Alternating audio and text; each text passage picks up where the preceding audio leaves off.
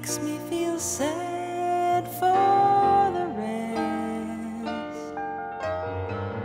Nobody does it half as good. I'm Keith Howes, and I was the features editor of London's Gay News from 1976 to 1979. During my years with the paper, I interviewed and talked to a number of legends, mainly from the world of the arts. They included Diana Ross, Rudolph Nureyev, Carol Channing, but the two that I remember the most were Angela Lansbury and Stephen Sondheim. I have to say that sometimes photographs do lie, so when I'm seen with Diana Ross, looking as though we've known each other for years, we'd in fact only just met, the camera clicked, and instant intimacy was born. With Rudolph Nureyev, all I got really was a little clasp around the wrist and a wink, because he simply was not going to talk about his own sexuality, let alone Valentino's bisexuality. He was about to play Valentino in Ken Russell's film at the time. But with Angela Lansbury and Stephen Sondheim, I did have some time with both of them. Angela Lansbury was in London playing Hamlet's mother. Her own mother, Moyna McGill, had just died of throat cancer. Angela Lansbury herself is a quiet, stoic, introverted woman who has made a great career out of playing very forthright, sometimes very bitchy females. She's enjoyed this because it means that she's not been characterised simply by her looks, as so many of her contemporaries at MGM during the 40s were. These included Esther Williams, June Allison, Lana Turner, and Elizabeth Taylor, whose sister she played in the classic National Velvet.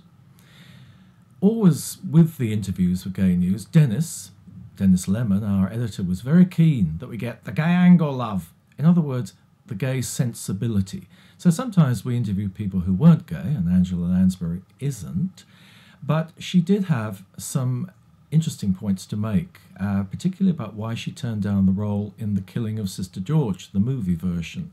She said that at the time she'd only read the play, she didn't like it very much, and at that time female stars didn't play lesbians, and she didn't feel comfortable about it. And although she said the truth is slowly filtering down to all of us about lesbianism, she probably wouldn't take the part if it was offered to her in 1976. She hadn't actually made many movies in the last 10 years. She was going to go on to world acclaim as a TV star in a series called Murder, She Wrote in the 1980s. At one time, I think it was viewed by 23 million people a week.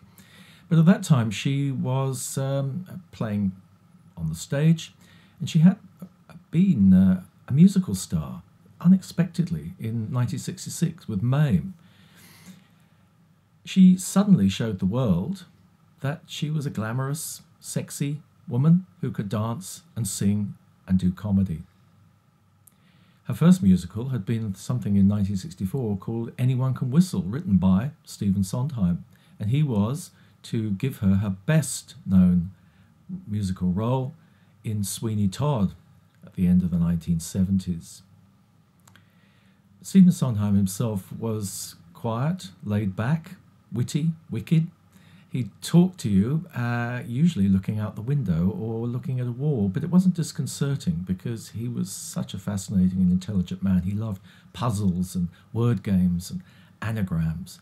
He didn't like the musical theatre, of which he'd been such a stalwart. Remember, he wrote the lyrics for West Side Story and Gypsy, and then music and lyrics for such classics as Company, Pacific Overtures, and Little Night Music. And it was actually the star, the male star of Little Night Music, who brought Stephen Sondheim to Gay News. This star was going to do a coming out article for the paper, until he suddenly thought, my goodness, what if I go on to a Broadway career in America? Maybe coming out as gay wouldn't be a good career move. So he rang me up rather sheepishly and said, well, I'm afraid I won't be able to do the article, but would you exchange me for Stephen Sondheim? At that time, Stephen Sondheim hardly did any interviews at all. So being able to meet and talk to him was incredible, particularly as he had been such an important part of my musical life. His only hit song was Send in the Clowns. The song was always very important to me because it seemed to reflect the imbalance that you sometimes find in relationships, that someone is more in love with the other person than the other person is. And I love the lines, "Isn't it rich? Isn't it queer? Losing my timing this late in my career." Stephen Sondheim certainly didn't disappoint me. He was bearded. He just started growing a beard, and I think he has it to this day. And I liked his irreverent attitude to pop music, the American musical, but the only musical he liked was Porgy and Bess, and his own humility. Both he and Angela Lansbury had great humility. Angela Lansbury, because she was always a supporting actress when she was in films. She was never a star, and she was, of course, with really glamorous people like Lana Turner and Elizabeth Taylor and Hedy Lamarr. And Stephen Sondheim, well, very few of his own musicals have been successful. And the current one, Pacific Overtures, that was about to fold after about 130 performances. One of Gay News contributors and my dear friend, Barry Connolly, said that people that went to a Stephen Sondheim musical had to take their brains along with them. He didn't write romantic mush. He wrote songs which made us examine ourselves and our motives, our hypocrisies and our ambiguities. And for me, that's what life's all about. It's not about black and white. It's not about going from A to B. It's the circuitous, serpentine, Byzantine world of the human mind, the human psychology, whether it's gay, straight, bi, or anything in between.